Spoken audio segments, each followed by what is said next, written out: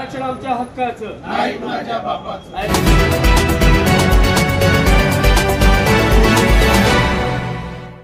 धनगर समाजाला आरक्षण द्या व जालना येथील उपोषण सोडवा। सकल धनगर समाज जिल्ह्याची जिल्हाधिकारी कार्यालयावर धडक। धनगर जमातीस अनुसूचित जमात एसटी आरक्षणाची अंमलबजावणी तात्काळ करण्यात यावी आणि जालना येथे सुरू असलेले उपोषण त्वरित सोडवण्यात यावे अशी जोरदार मागणी सकल धनगर समाज वर्धा जिल्ह्याच्या वतीने करण्यात आली। या मागणीसाठी समाज बांधवांनी दिनांक 22 सप्टेंबर रोजी दुपारी 1 वाजताच्या सुमारास जिल्हाधिकारी कार्यालयावर धडक दिली। जिल्हाधिकाऱ्यांमार्फत मुख्यमंत्र्यांना पाठवलेल्या निवेदनात अनुसूचित जमातींच्या यादीतील क्रमांक 36 मध्ये धनगड ऐवजी धनगर समाज धनगड ऐवजी धनगर असा स्पष्ट शासन निर्णय तात्काळ करण्यात यावा अशी मागणी करण्यात आली आहे। सद्यस्थितीत जालना येथे सुरू असलेल्या आंदोलनाची गांभीर्याने दखल घेऊन शासनाने तातडीने पावले उचलावी, अन्यथा आंदोलन अधिक तीव्र करण्याचा इशारा यावेळी देण्यात आला। यावेळी धनगर समाजाचे शेकडो बांधव उपस्थित होते। की जालन्याला आमचा धनगर 1997-98 पासूनची 87-88 पासून सुरू आहे आणि त्याला एवढी वर्ष झाली आणि जे आता राज्याचे मुख्यमंत्री देवेंद्र फडणवीस म्हणून त्यांना आठवण करून देण्यासाठी आम्ही निवेदन देतो आहे जिल्हाधिकारी यांच्या मार्फत की धनगर जातीला तुम्ही अनुसूचित जमातीचं आरक्षण द्यावं। ज्याप्रमाणे तुम्ही आम्हाला आश्वासन दिलं होतं समाजाला, बारामतीला आमच्या तरुणांचं हत्यार उपोषण सुरू असताना ते उपोषण तुम्ही सोडविलं तेव्हा तुम्ही विरोधी पक्षनेते होता आणि 2014-2012ला त्यावेळेला तुम्ही म्हटलं होतं की तुम्ही आम्हाला सत्तेमध्ये येऊ द्या, आम्ही तुम्हाला पहिल्याच आठवड्यात मंत्रिमंडळामध्ये बैठकीत निर्णय घेतो आणि धनगर समाजाला अनुसूचित जमातीचं आरक्षण देतो। त्या घटनेला आता 13-14 वर्ष झाली, 11 वर्ष तर सत्तेला झाली, पण अजून ते काही मिळालं नाही। त्याच्यामध्ये जो काही तमाशा केला, टी समिती आणली, अमका आणलं, टमका आणलं, निव्वळ आश्वासनावरती जगवलं आणि म्हणून आज आम्ही निवेदन यासाठी देतो आहे। आता ही लढाई पेटलेली आहे, फक्त निवेदनानं त्यांना इशारा देतो सरकारला।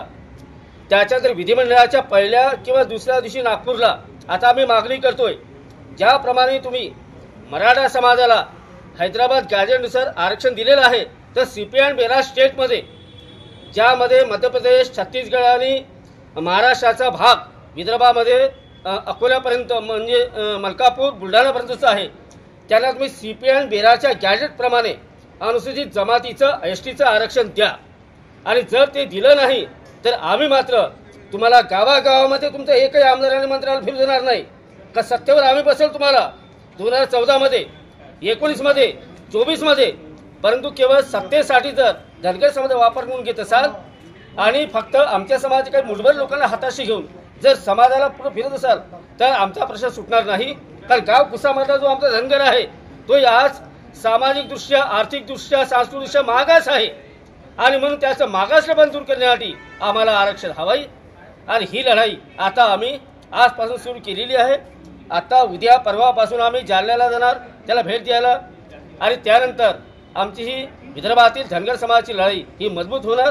14 तारखेला नागपुरात मीटिंग पार पडली, त्या मीटिंगमध्ये निर्णय झाला की विधिमंडळाचे अधिवेशन होईल आता हिवाळी अधिवेशन, त्यावेळेला मोर्चा निघणार, त्याची तयारी आम्ही आतापासून सुरू केलेली आहे। त्याचा फक्त आम्ही इशारा देतो आहे राज्याच्या सरकारला, राज्याच्या मुख्यमंत्र्यांना, राज्याच्या दोन्ही मुख्यमंत्र्यांना आणि राज्याचे जे कोणी सामाजिक न्यायमंत्री असतील त्यांना, तुम्ही आता धचा ड करणे र करणे हा तमाशा बंद करा, रचा ड काही करू नका, धनगरांना आरक्षण द्या का धनगर ही मूळ जात आहे आणि 27 त्याच्या पोट जाती आहे।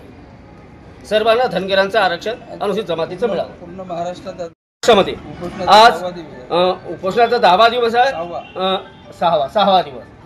त्याच्यामुळे संपूर्ण महाराष्ट्र पेटलेला आहे। संपूर्ण महाराष्ट्रात जिल्हाधिकाऱ्यांना निवेदन दिले जाते, आज तालुक्याचे निवेदन दिले जाते।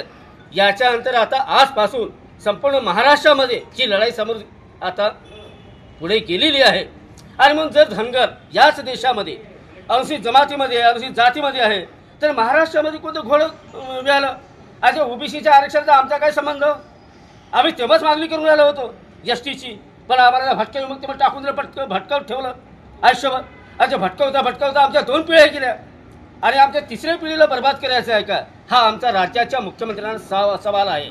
तो आज गावागावात धनगर समाजाचे तरुण विचारतील, कारण आम्ही लढतोय त्या आमच्या तरुणांसाठी आणि ही लढाई आता आम्हाला मजबूत करायची आहे. एअरकोट जय मल्हार.